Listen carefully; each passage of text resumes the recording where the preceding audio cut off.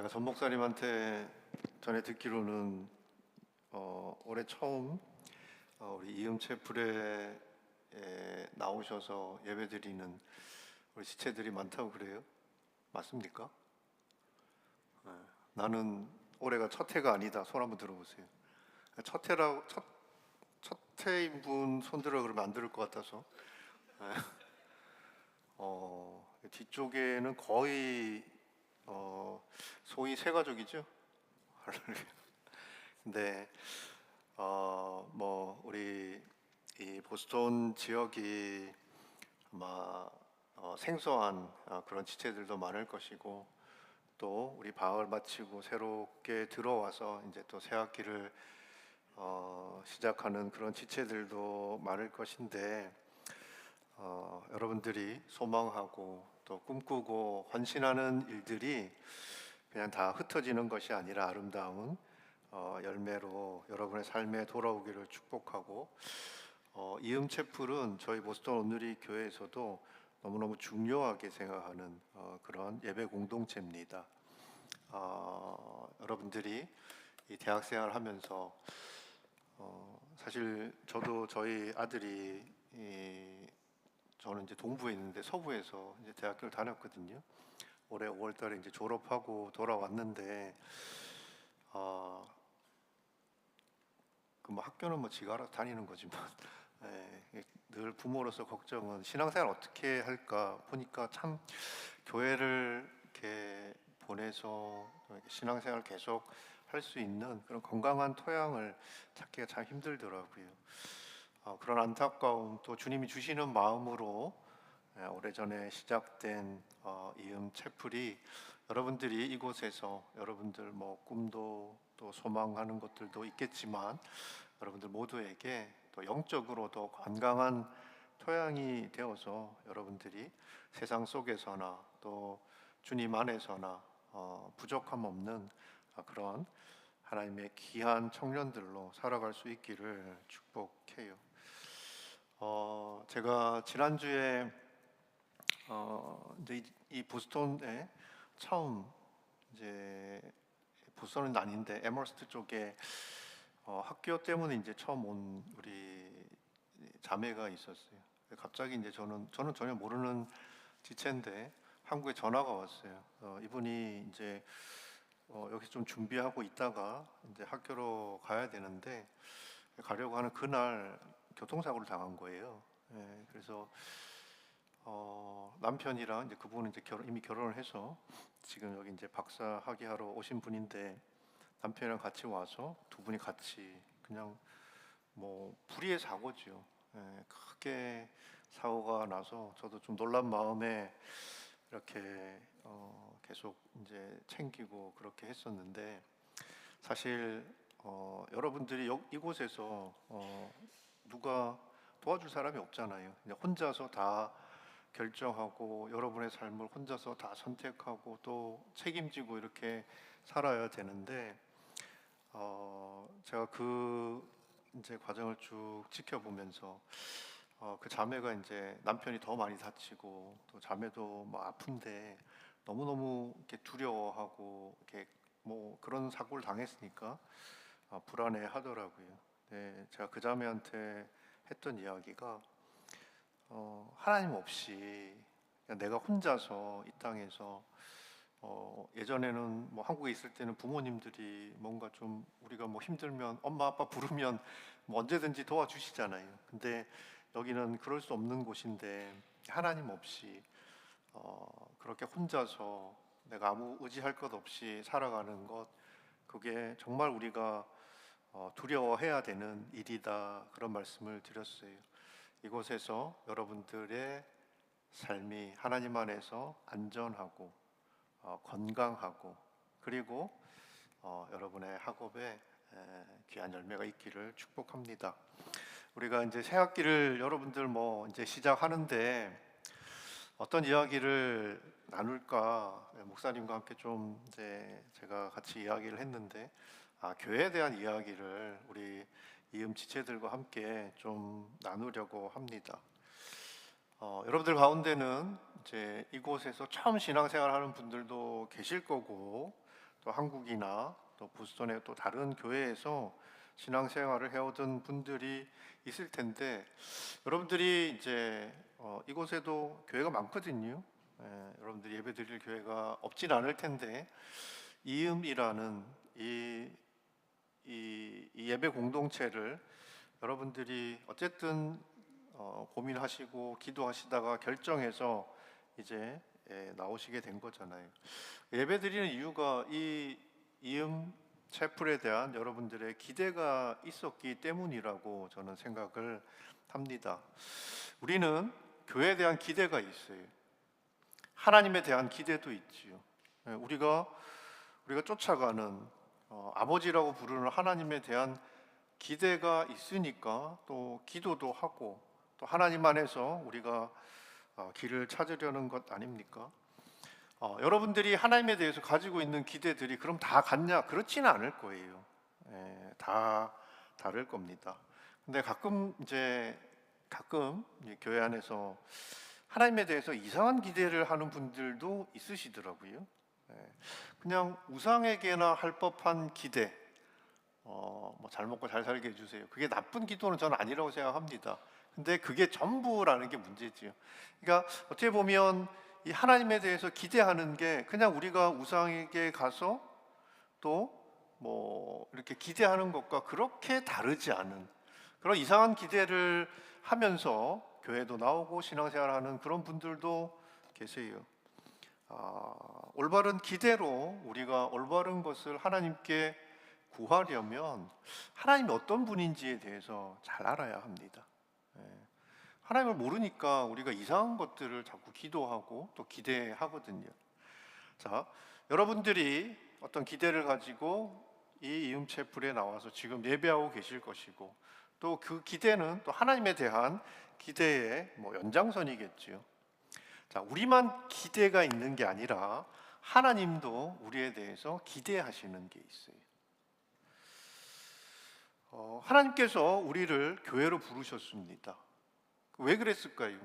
여러분들 한 사람 한 사람에게 하나님께서 기대하시는 것이 있으니까 그냥 여러분 생각대로 여러분들이 원하는 대로 살도록 내버려 둔 게 아니고 여러분들을 이곳, 특별히 이음채플로 인도하셨겠지요. 어떤 기대를 나에게 하고 계실까? 그걸 알려면 그 기대하는 것이 여러분의 삶 속에 이루어지려면 뭘 알아야 되냐면 교회를 알아야 합니다.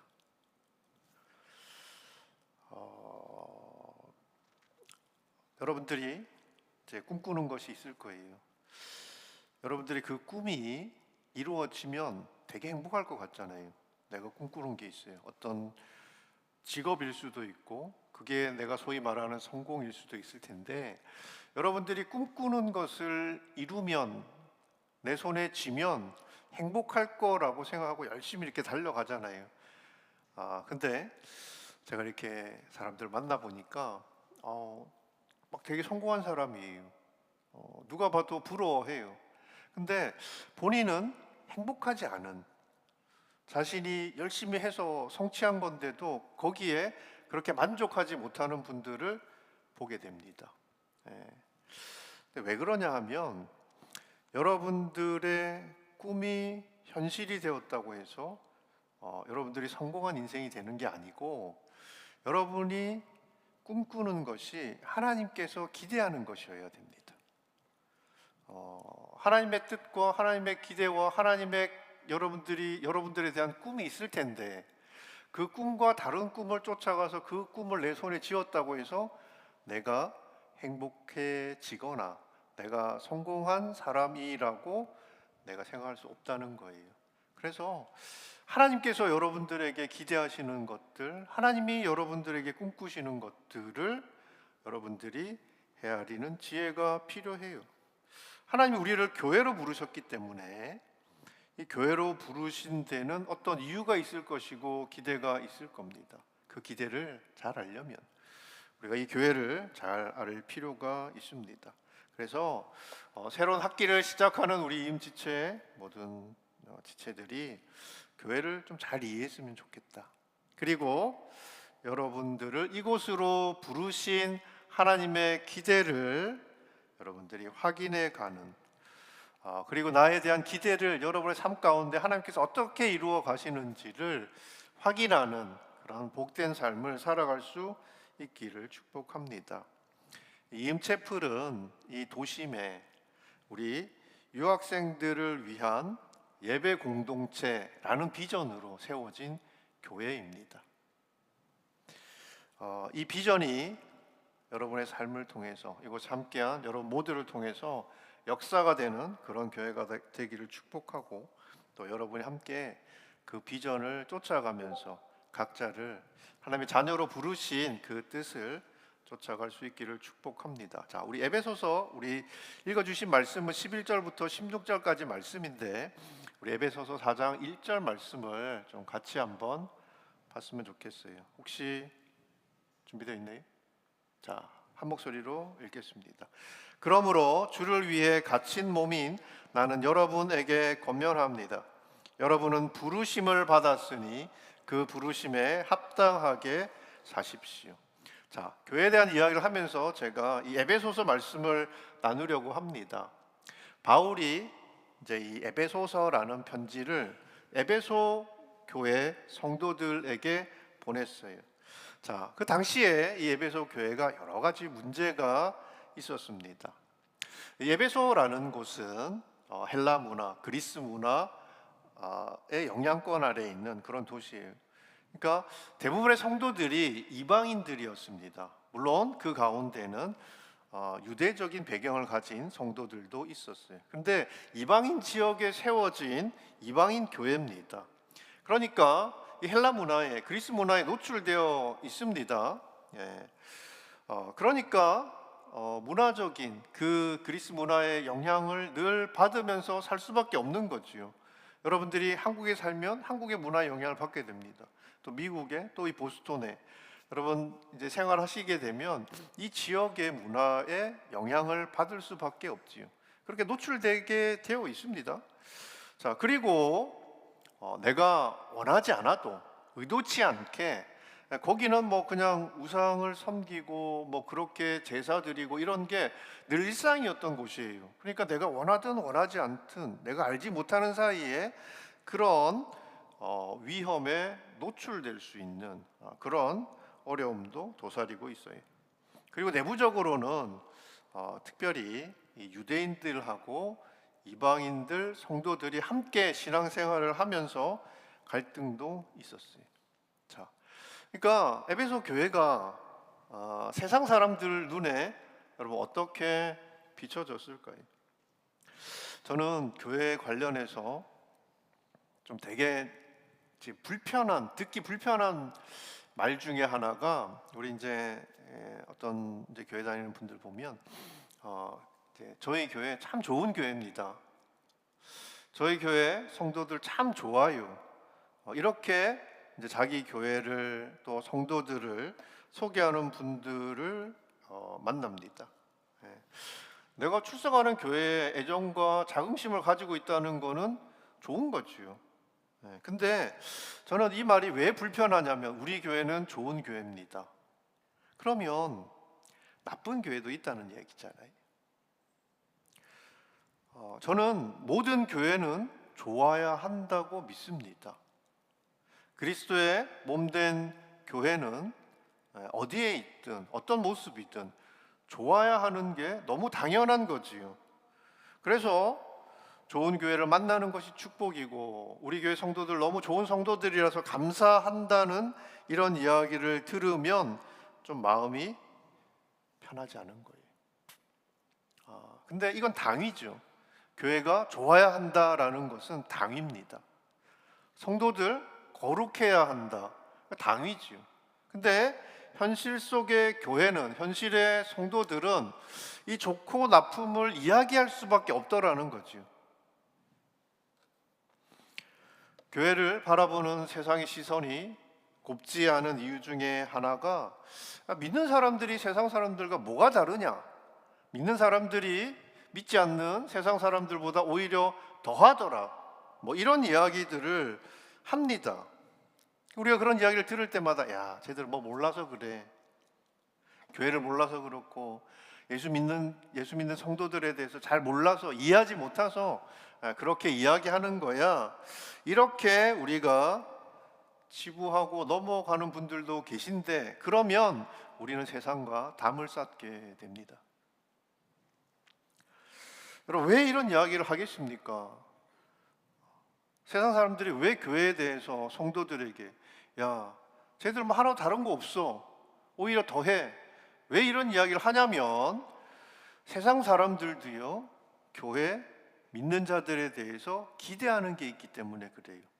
나는 뭐 좀 이렇게 세상 물도 들고 뭐 그렇게 살지만, 그래도 교회 다닌다는 사람은 그래도 도덕적으로, 그리고 신앙적으로 누가 봐도 괜찮은, 내가 그렇게 살지는 못할지라도 교회 다니는 사람들은 그래야 되는데, 교회는 이 세상의 어떤 조직이나 기업이나 이런 것과 좀 달라야 될 것 같은데 그런 기대가 있죠. 근데 그렇게 기대하고 이렇게 살펴보니까 그렇지 않더라는 거죠. 그런 기대에 못 미치니까 세상 사람들이 교회와 성도들에게 그런 말을 합니다. 여러분, 핍박과 조롱은 다른 거죠. 교회를 싫어하고 복음이 불편할 수는 있을 거예요. 그런데 교회답지 못하다는 그 이야기는, 그 손가락질은 우리가 아프게 들어야 합니다. 제가 리더십들에게, 저희 교회 우리 이제 뭐 리더십들 또 우리 임직 받는 분들에게 늘 하는 말이 있어요. 욕먹을 각오 하십시오. 그런데 욕먹을 짓은 하지 마십시오. 우리가 예수 믿는 자로, 그리스도의 제자로 살다 보면 세상 사람들이 불편해하고 손가락질해요. 핍박이 있을 거라고 주님이 이야기합니다.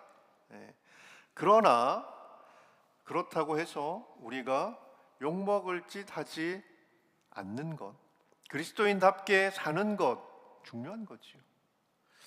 교회에 대한 세상 사람들의 기대가 그럼 다 오르냐? 그렇지는 않아요. 그렇지만 그 조롱의 소리를 세상으로부터 부름받은 하나님의 백성이고 또 세상으로 보내심을 받은 하나님의 백성이라는 그리스도의 제자라는 이 정체성을 잃어버렸다는 그 하나님의 음성으로 우리는 귀 기울여 들을 필요가 있다는 거지요. 저는 이음 채플이 누가 봐도 교회답기를 소망합니다. 저는 보스턴 온누리 교회 성도들, 제가 목회하고 또 교회를 섬기지만 성도들에게 늘 하는 말이 그래요. 교회다워야 한다. 예수의 제자다워야 한다. 그 교회다움과 제자다움을 잃지 않는 것이 중요하다. 여러분들이 각자 교회에 대해서 가지고 있는 생각들이, 정의들이 있겠지요. 이런 게 교회다운 거야, 교회다운 거야, 그런 생각들이 있을 텐데, 교회다움에 대해서 하나님이, 성경이 뭐라고 이야기하느냐, 우리는 그것을 귀 기울여 들을 필요가 있습니다. 제가 요즘에 우리 우번의 보스턴 온누리 교회에서 지금 계시록 말씀 나누고 있거든요. 제가 1:1 강의도 하면서 그 말씀을 드렸어요. 여러분 다 예수 믿으시죠? 쑥스럽구나. 여러분 다 예수 믿는 분들 맞으십니까? 나 예수 믿어.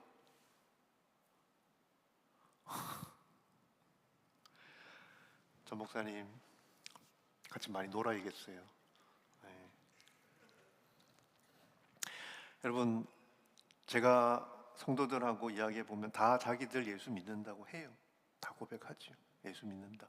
근데 여러분, 예수 믿는 분들도 있는데요, 내가 예수 믿는다고 믿고 있는 분들도 있어요.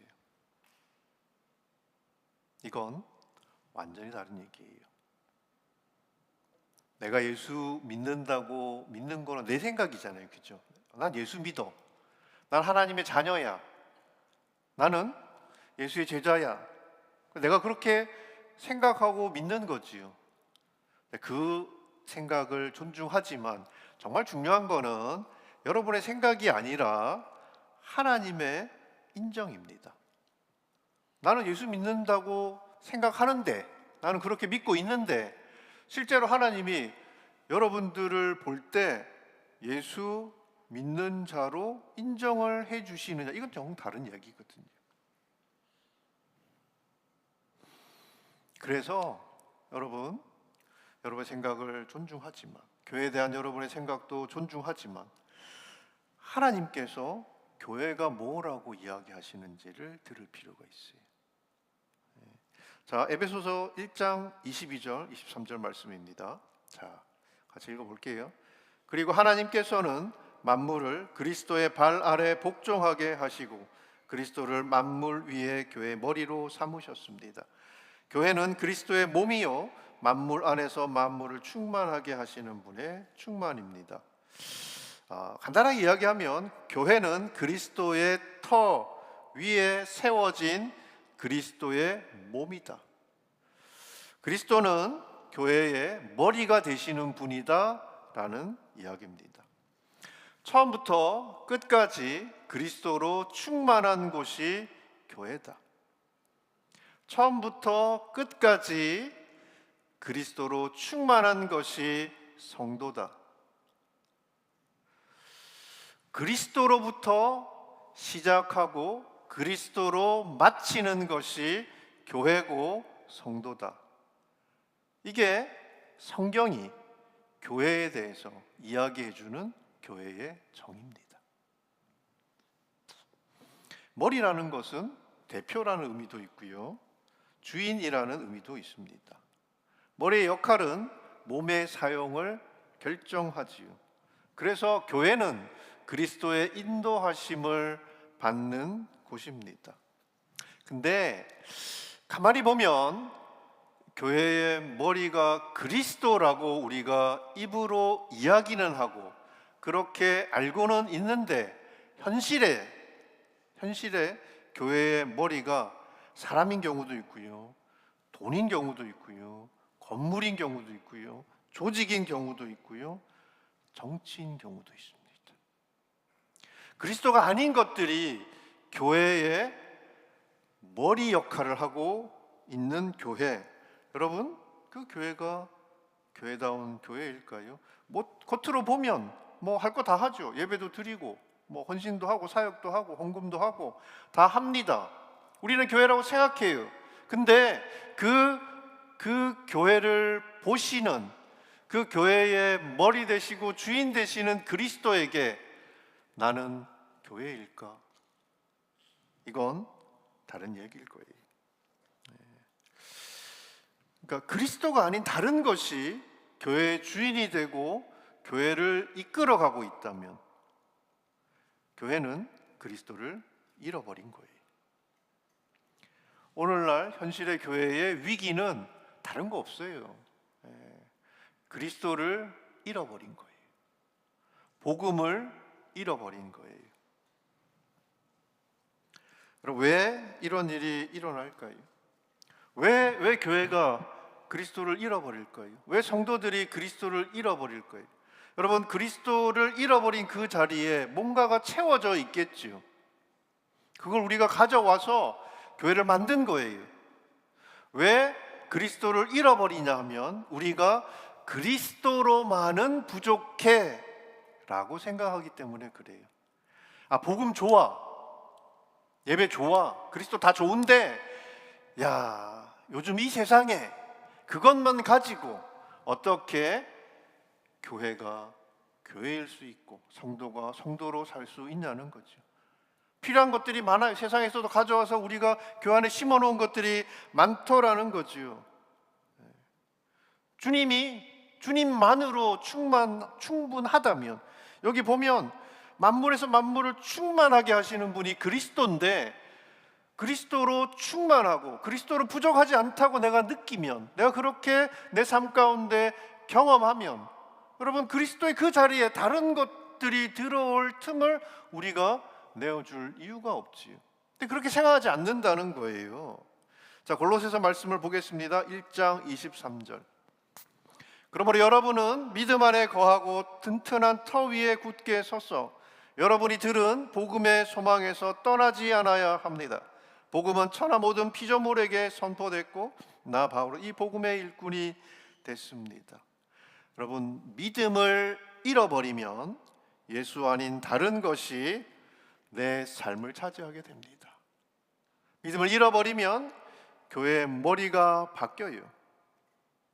여러분, 믿음으로만 사는 것, 여러분 이거 좀 너무 부담스럽지 않습니까?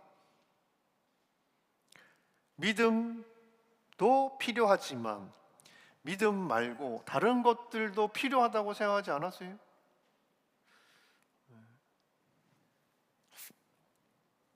제가 여러분의 생각은 존중한다고 했어요.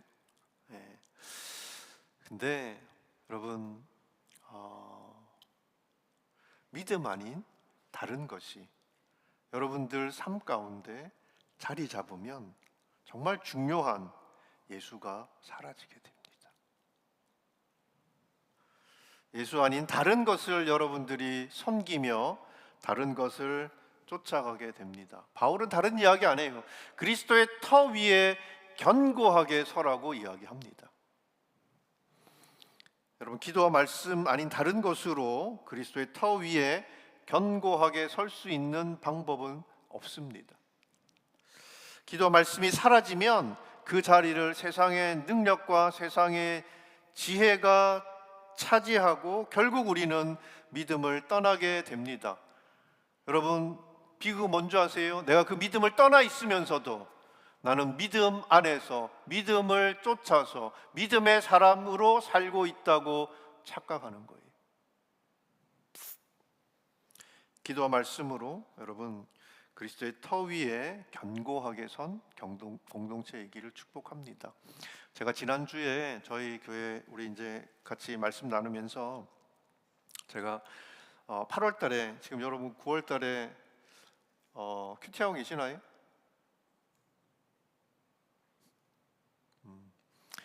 아마 목사님 이제 큐티에 대한 소개도 하실 거고 또 기회가 되면 저도 여러분들에게 큐티와 관한 이야기를 나눌 기회가 있을 텐데 지금 이제 저희가 로마서 말씀 묵상하고 있거든요. 8월 달에 이제 묵상했던 말씀이 에스겔서였어요.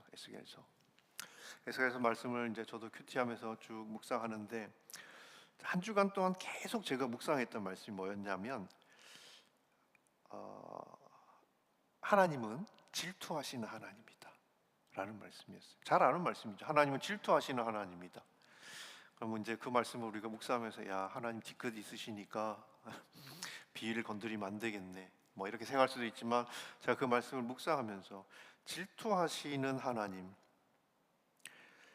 여러분 질투란 거 해보셨습니까? 이제 여러분 이제 쭉 학교 생활하면서 우리 이제 이성 간의 교제도 하실 거고 그렇게 하실 텐데 같이 사귀어요. 우리 이제 형제랑 자매랑 사귀는데 형제가 딴 데를 보면 자매가 어유 잘하고 있다 칭찬해 줍니까? 그럼 보통 이제 질투가 생기지요. 질투라는 게 뭡니까? 나를 안 보면 생기는 게 질투지요. 질투하시는 하나님이란 이야기는 하나님은 내가 하나님만을 바라보길 원한다는 거예요. 하나님만을 바라봐야 되는데 우리 교회 성도들을 이제 이게 성향들을 보면 되게 이렇게 좀 점잖으세요. 조용조용하고 여러분들처럼 이게 손 들어라 그러면 손 안 들고 옆 사람을 이렇게 보지요. 네. 보면 우리가 선이라는 게 있습니다. 그러니까 내가 이걸 넘어가면 특히 이제 우리 한국 분들은 그 선을 잘 지켜요. 이 선을 넘어가면 상대방이 불편하고 이 선을 넘어오면 내가 불편한 그런 선들이 서로 있잖아요. 그래서 기도하자 그러면 하나님만 바라보고 기도해야 되는데 옆을 잡고 봐요. 내가 크게 막 소리내서 막 이렇게 방언으로 기도하고 막 이렇게 정말 하나님께 정말 가슴을 치고 기도하면 하나님만 바라보고 기도해야 되는데 우리는 자꾸 옆을 보는 거지. 옆 사람이 내 기도를 듣고 불편해하지 않을까. 근데 여러분 이번 한 학기 여러분 하나님도 나만 바라보라고 이야기하는데 저는 왜 우리는 우리는 그런 질투를 하지 않을까? 하나님, 나도 좀 봐주세요. 하나님, 저 형제가, 저 자매가 정말 하나님으로부터 받은 그 선물 나도 받고 싶고, 나도 하나님께서 저 사람에게 주신 그 축복을 받고 싶고, 하나님, 나도 믿음으로만 살 수 있도록 하나님께서 내 삶을 돌봐주시기를 원합니다. 근데 우리는 그렇게 이제 잘 기도 안 하고 적당히 선을 지켜서 기도를 하지. 여러분, 기도와 말씀으로 그리스도의 터 위에 견고하게 설 수 있다고 말씀드렸는데, 여러분이 기도하는 거예요. 옆 사람에게 기도하는 거 아니고요. 말씀 여러분이 듣는 거예요.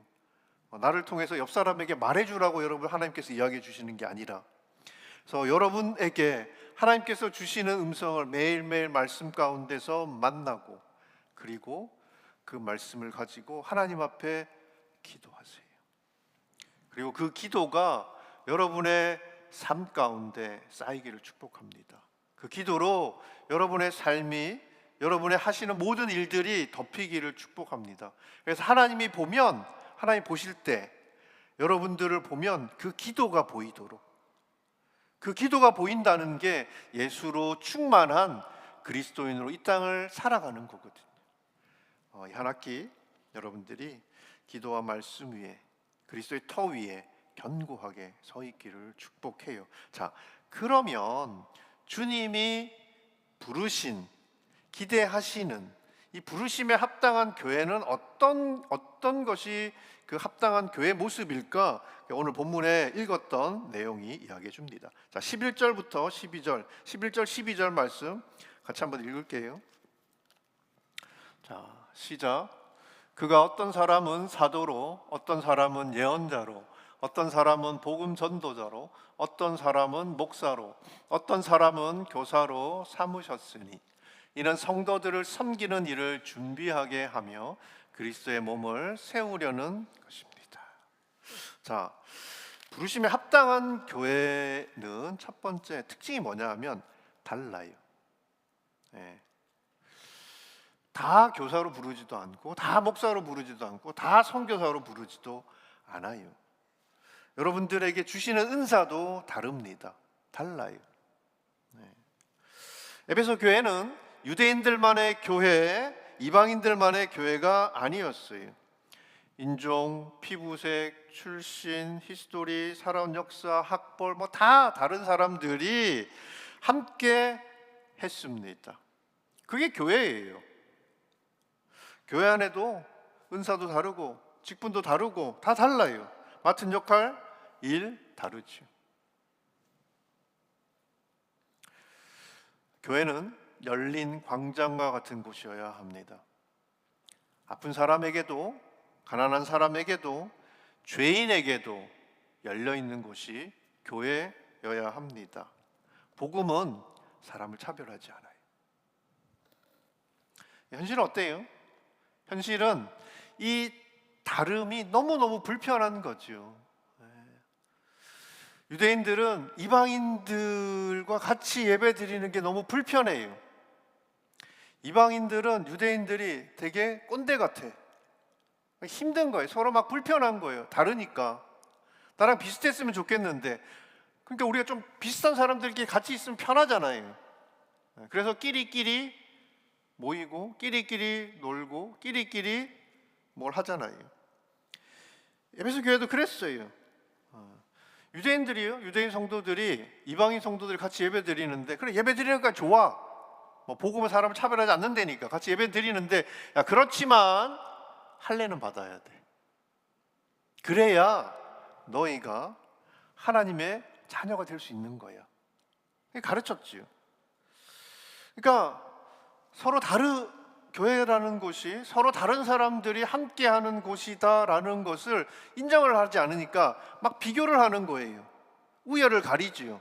누가 낫니 누가 못하니 가립니다. 그러면서 우열을 가리니까 당연히 그 안에서 경쟁이 있지요. 갈등이 생기는 거예요. 그러면서 이게 이상한 힘의 논리가 작용합니다. 결국은 내 것을 상대방에게 강요하지요. 이게 맞아. 이렇게 하는 거야. 교회는 그런 곳이야. 이렇게 해야 돼. 안 하면 안 되는 곳이야. 라고 계속 그렇게 강요합니다. 비교하고 경쟁하면서 갈등하는 모습들이 에베소 교회 안에도 있었다는 거예요. 이건 결국은 여러분, 누가 그 은사를 나눠주시고 누가 그 일을 주신 겁니까? 그리스도께서, 머리 되시는 그리스도께서 각자에게 나눠주신 것인데, 야, 그걸 가진 사람들이 서로 비교하고 누가 더 낫니? 누가 못하니? 경쟁하고, 이건요 그리스도를 인정하지 않는 것이고 내가 교회의 머리가 되려고 하는 겁니다.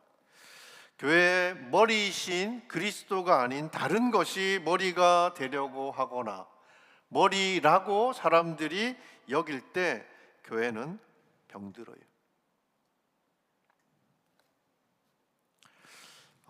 제가 언제 한번 이런 이야기를 들은 적이 있는데, 뉴욕에 뭐 한국 분들은 오히려 이런 부분에서 좀 덜하다고 생각이 드는데, 이제 여기는 좀 흑백, 이게 아직도 이제 피부색 가지고 서로 이상한 뭐 차별이 있잖아요.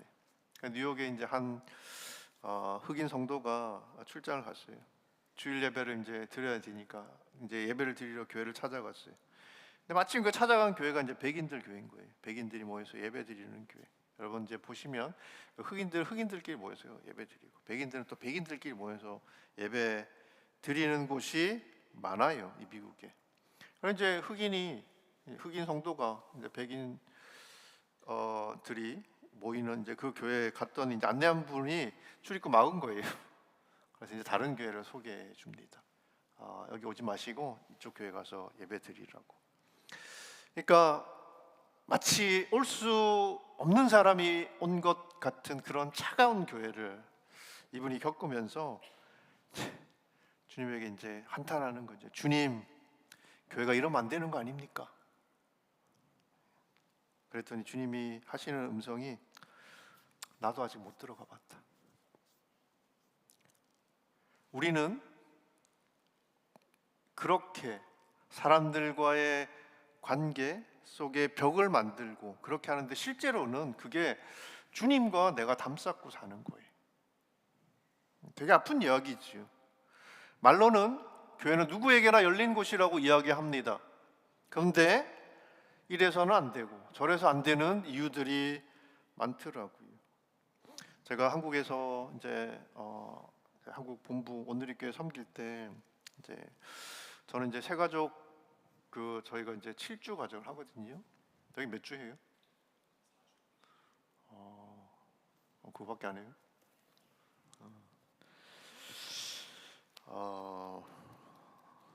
우번도 그렇게 합니다. 4주 합니다. 예. 여기는 좀 그래서 그러니까 7주를 하는데, 제가 이제 항상 3주차, 4주차 큐티 강의를 제가 해요.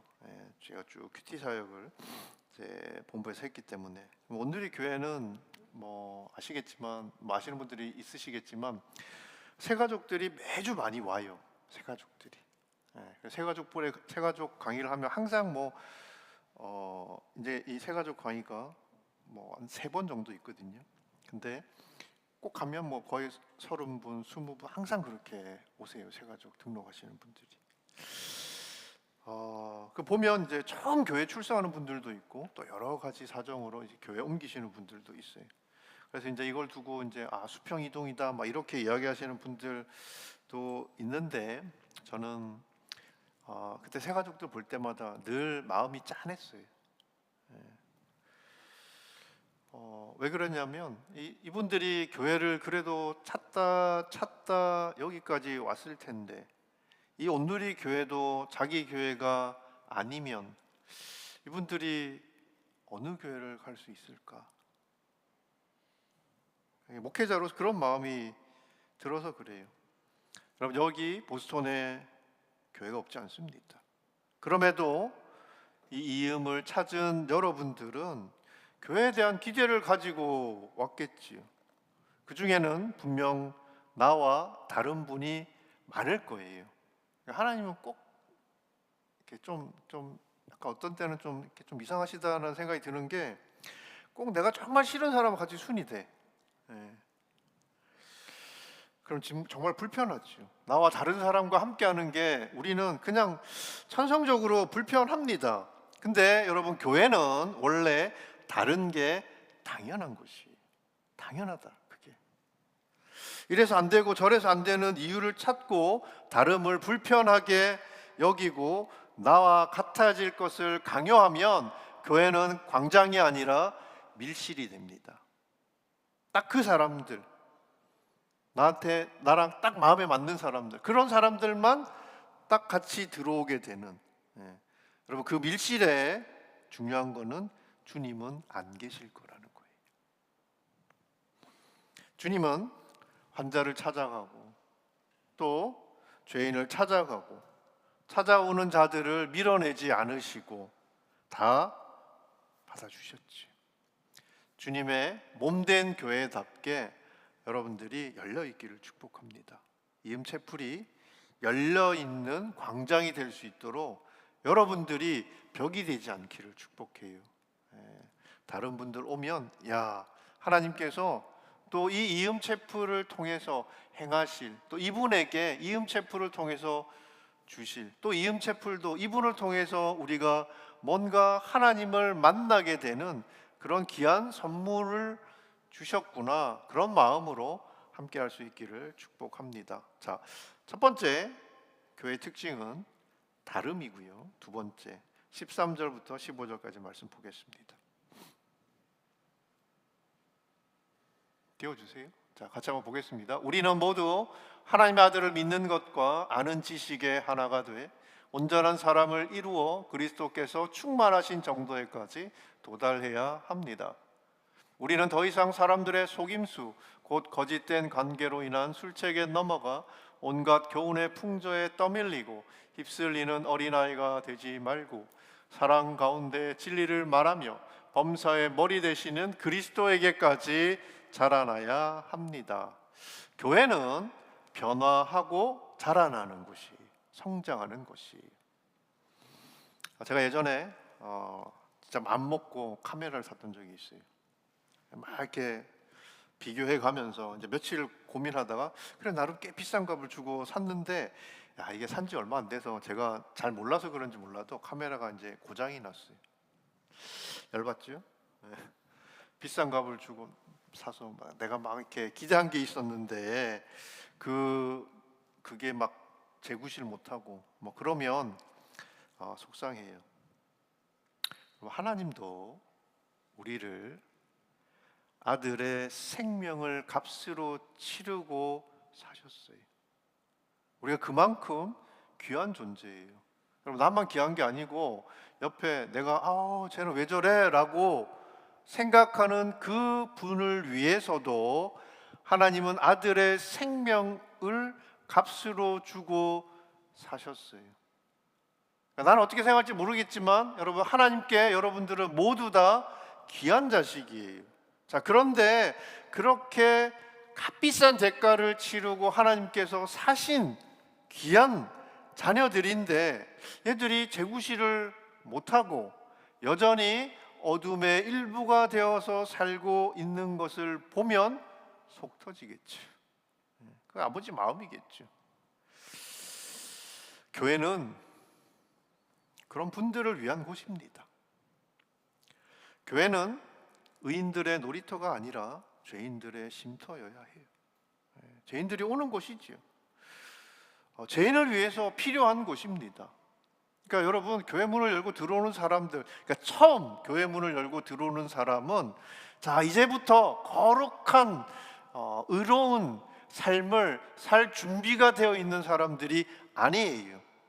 여전히 예전에 세상에서 내가 살아가던 그 모습 그대로 가지고 들어와요.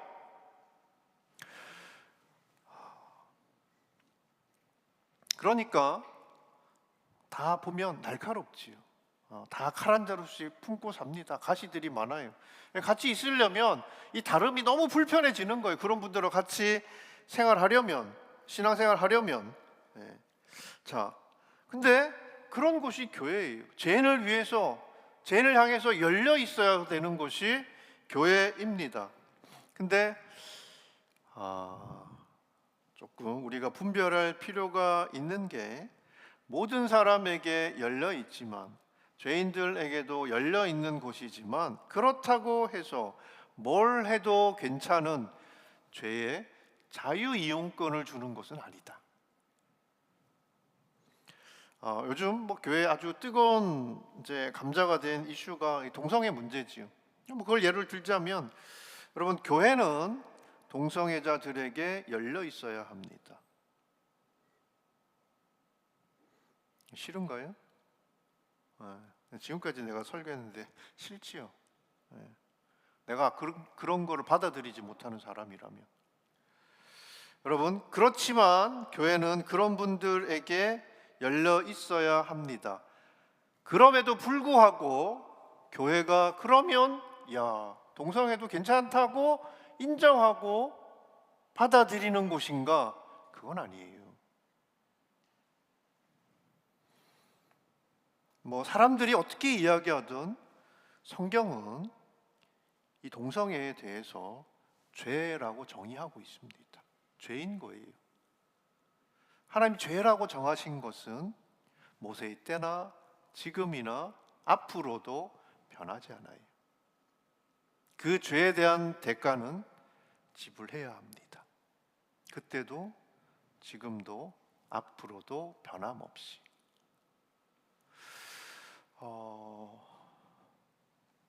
그래서 복음이 필요한 거지요. 여러분 요만한 죄 지은 사람에게는 복음이 효력이 있고 동성애 그거는 진짜 뭐 어떻게 보면 이거는 뭐 그냥 뭐 생각도 할 수 없는 절대 용서받을 수 없는 그런 죄인 것처럼 여길 수 있지만 그런 죄를 위해서도 그런 죄인들을 위해서도 주님은 십자가에서 죽으셨어요. 그러니까 우리가 뭐 죄인을 차별해서 봤습니까? 이 정도 죄인은 교회 들어와도 괜찮고 이 정도 죄인은 안 되고 그렇지 않아요. 열려 있어야 합니다. 그렇지만 그게 죄 아니야. 괜찮아. 그렇게 살아도 괜찮아. 라고 죄의 자유 이용권을 주는 것은 아니라는 거예요. 이걸 잘 분별해야 합니다. 교회 출석한다는 이유만으로 내가 면죄부를 받은 것처럼 그렇게 당당한 분들도 계신데 여러분 죄인에게 열려 있지만 교회는 죄를 용납하는 곳이 아니에요. 죄를 죄라고 이야기해 주어야 하는 곳입니다. 그걸 죄라고 이야기해 주지 않으면 돌이켜 복음을 받아들이고 변화할 수 없게 됩니다. 왜 우리가 교회가 죄인에 대해서 열려 있어야 하냐면 교회 아닌 다른 곳에서는 소망을 찾을 수 없기 때문에 그래요. 교회는 죄인이 의인으로 변할 수 있는 기회가 되어주는 곳입니다. 우리는 그런 기회가 되어 주어야 할 사람입니다. 이것도 좋고 저것도 좋고 다 좋은 애가 아니에요. 그래서 여러분들이 복음과 진리 위에 견고하게 설 필요가 있습니다. 교회는 각자의 다름을 존중하지만 목표는 그리스도예요. 모든 사람의 목표가 그리스도입니다. 변화되어 가는 과정은 조금씩 다를 수 있겠지요. 어떤 사람은 시간 오래 걸리는 사람도 있고요. 어떤 사람은 금방 제가 왜 저래 싶을 정도로 변해가는 사람들도 있습니다. 그렇지만 그리스도라는 하나의 목적을 향해서 변화하고 자라가는 것이 교회예요. 그래서 건강한 교회는 성장해야 합니다. 자,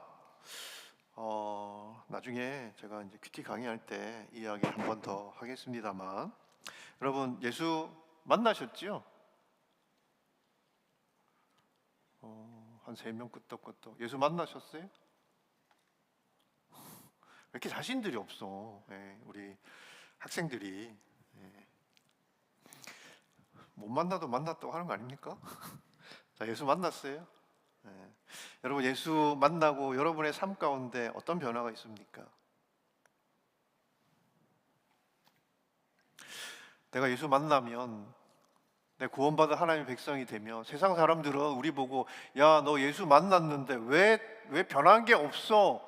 이런 이야기를 하면 뭐가 막 찔리는데 나도 생각해 보니까 아니 내가 예수를 만났으면 뭐가 변하고 거룩한 뭐 어떤 뭐 변화들이 있고 뭐 이렇게 나도 막 자라는 게 있을 것 같은데 왜 안 자라지?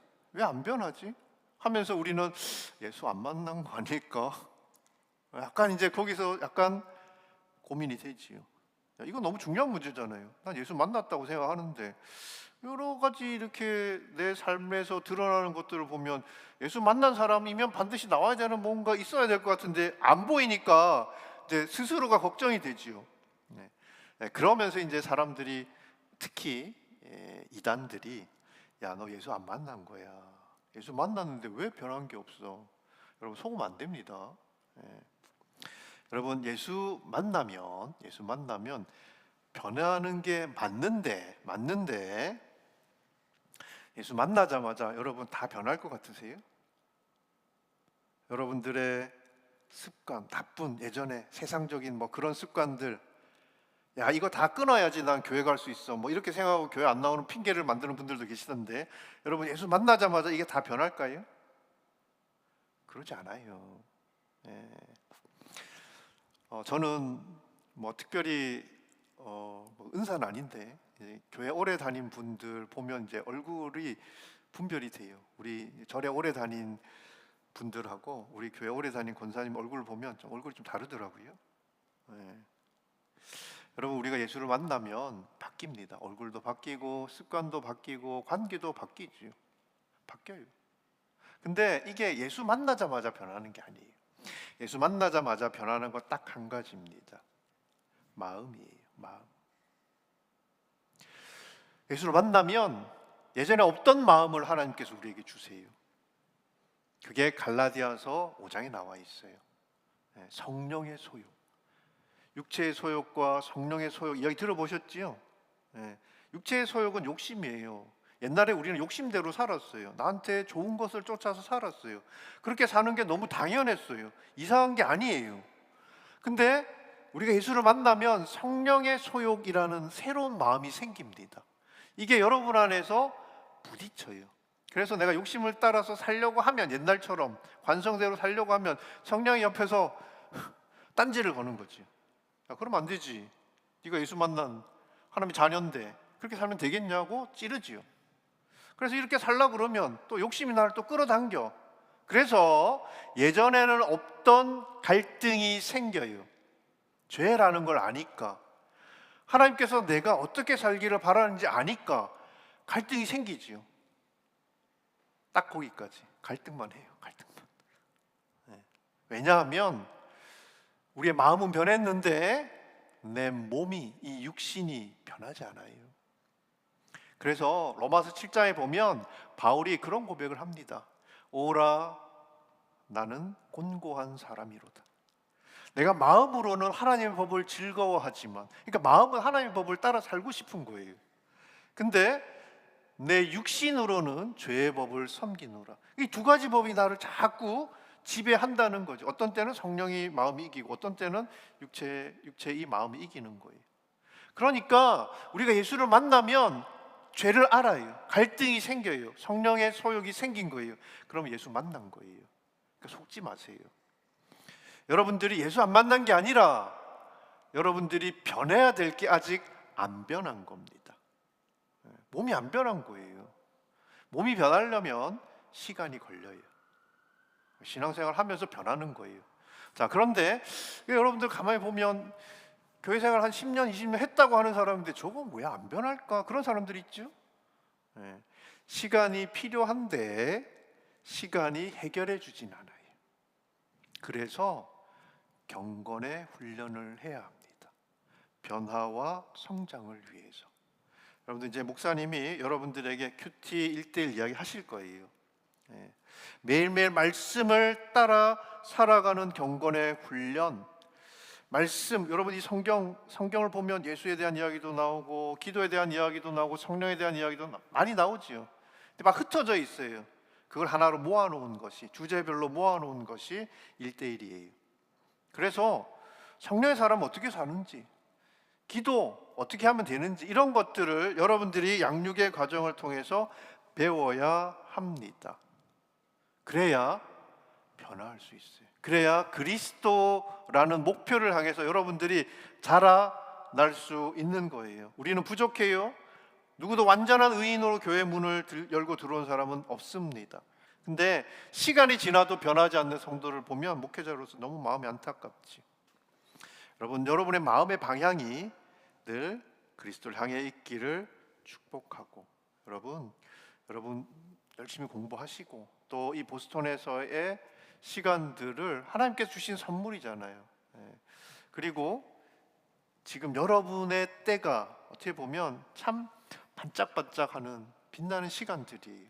그 시간들을 허비하지 않고 여러분들이 하나님께서 하나님의 뜻대로 사용하실 수 있도록 잘 여러분들을 준비하고 또 성장시켜가는 그런 시간이 될 수 있기를 축복합니다. 자, 마지막 한 가지, 에베소 4장 16절 말씀 보겠습니다. 그리스도로부터 온몸이 각 마디를 통해 함께 연결되고 결합됩니다. 각 지체가 맡은 분량대로 기능하는 가운데 그 몸을 자라게 하며 사랑 가운데 스스로를 세워갑니다. 자, 교회는 다른 게 너무 당연한 곳, 그리고 변화하고 성장하는 곳, 죄인이 들어와서 의인으로 변해가는 곳, 그리스도인답게 변해가는 곳, 그리고 세 번째, 교회는 하나 되는 곳입니다. 하나 되는 곳. 저희 아이가 어릴 적에 이제 레고를 이렇게 사달라고 해가지고 사준 적이 있어요. 한 10개짜리 조그만 거 사면 되는데 욕심은 많아가지고 막 보면 막 몇백 피스짜리 무슨 스타워즈 이런 거 막 사달라고 그래. 가지고 이제 사가지고 오면 지는 안 해. 그럼 제가 조립을 해야 되죠. 박스를 딱 열어보면 엄두가 나지 않아요. 조그만 것들이 막 이렇게 피스들이 많잖아요. 그럼 이제 이 설명서를 보고 이제 조립을 해야 되는데, 이 설명서를 보기 전에는 비슷한 것도 너무 많고 종류도 너무 다양한 거예요. 그래서 제가 이게 다 필요한가? 이건 어디다 쓰일까? 그런 거죠. 근데 이게 이제 설명서를 보면서 이제 순서대로 하나하나 이렇게 맞춰가다 보면 하나도 버릴 것이 없어요. 그리고 그 자리에 그게 들어가지 않으면 그게 역할을 못해요. 안 만들어지는 거야. 그 순서대로 거기에 그게 없으면 되게 보면 별거 아닌 것처럼 보이는데, 교회는 그런 것이, 다름이 차별의 이유가 아니라 연합의 이유가 되는 것이 교회입니다. 우리가 왜 다르냐 하면, 그래야 서로 배우지, 그래야 서로를 통해서 우리가 그리스도를 향해 같이 자라나지. 그 이야기를 지금 바울이 하는 거예요. 그리스도의 충만함에 이르도록 성장하는 것이 여러분 혼자 힘으로는 불가능해요.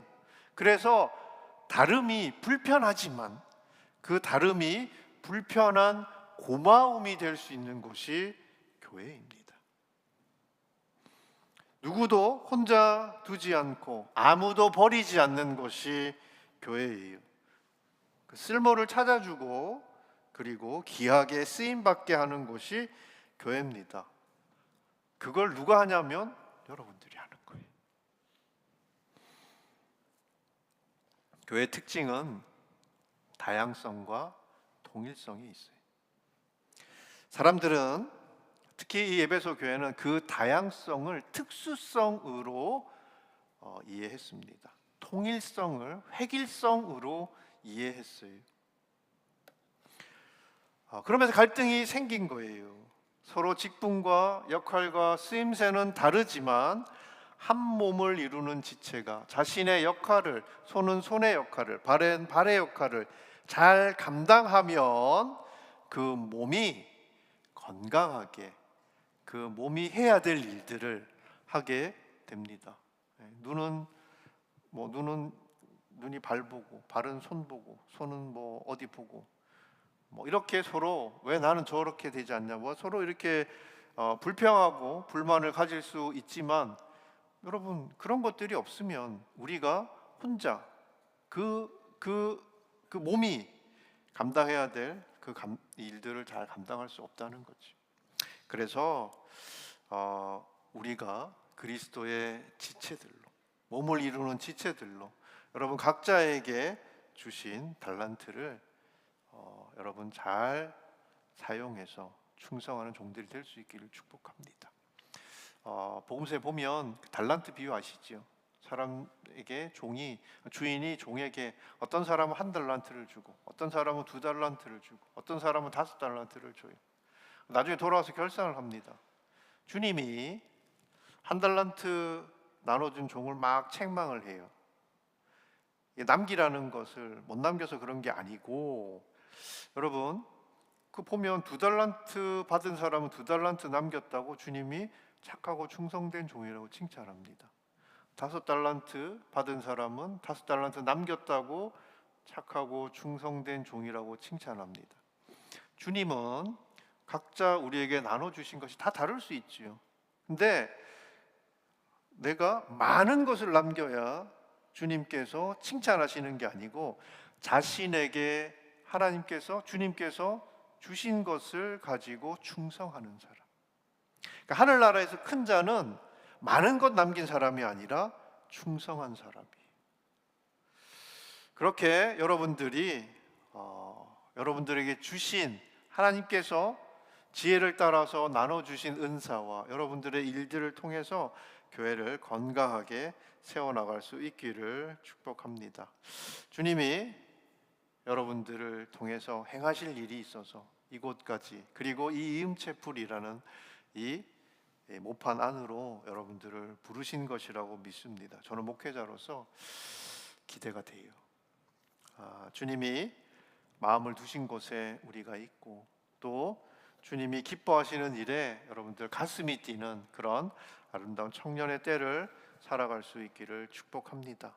늘 주님 바라보고 기도하고 주님과 동행하고 주님의 선한 인도하심을 믿음으로 따라가며 이 이음체풀 여러분뿐만 아니라 계속해서 많은 지체들이 찾아올 거예요.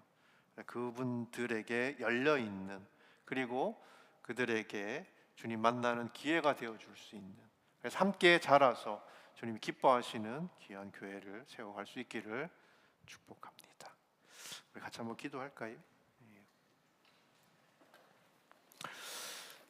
여러분들이 하나님